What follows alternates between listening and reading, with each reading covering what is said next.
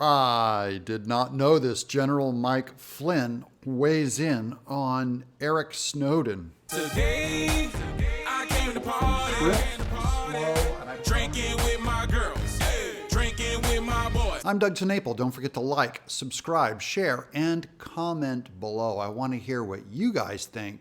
Here's the conversation where he brings up Eric Snowden.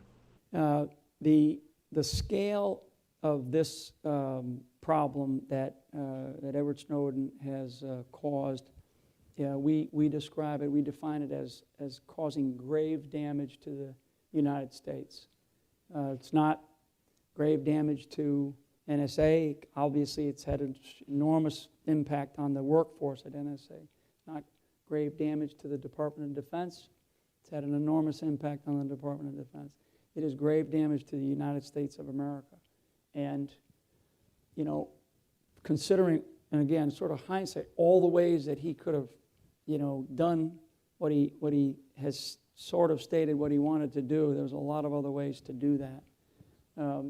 And the scale of the problem, I think it kind of got lost in the metadata and very technical things that were going on at NSA, and you know, were they listening to, you know, conversations at home, when actually it really, when we start to look at it, as we have examined this thing fairly thoroughly now, we're still in the process of examining the impact. You know, a lot of what he touched that we assume he took have nothing to do with NSA, have nothing to do with the NSA sort of quote unquote collection or listening programs that they have, which are all, you know, legal, by the way, and constantly briefed to Congress. Most of it was, majority of it was defense related. So if he was only going after, you know, NSA to go after NSA, he touched a whole bunch of other information. Well, tell us why you think he touched that. I mean, I reported a few weeks ago that he had actually managed to put a web crawler inside the NSA's computer systems. And for those of you who aren't computer science majors here, a web crawler basically goes around and indexes and copies everything in its wake so that he could go off and be at work and do his job, and at the end of the day there would be the data that came down. Do you think he got all this military information because the crawler was just sucking up everything that was in its path, or do you think that he was looking for military information? You know, big answer is I don't know. What I would tell you is that the more we look at it, you know, the more we begin we have to make some assumptions about the kinds of information that we know that he ended up touching.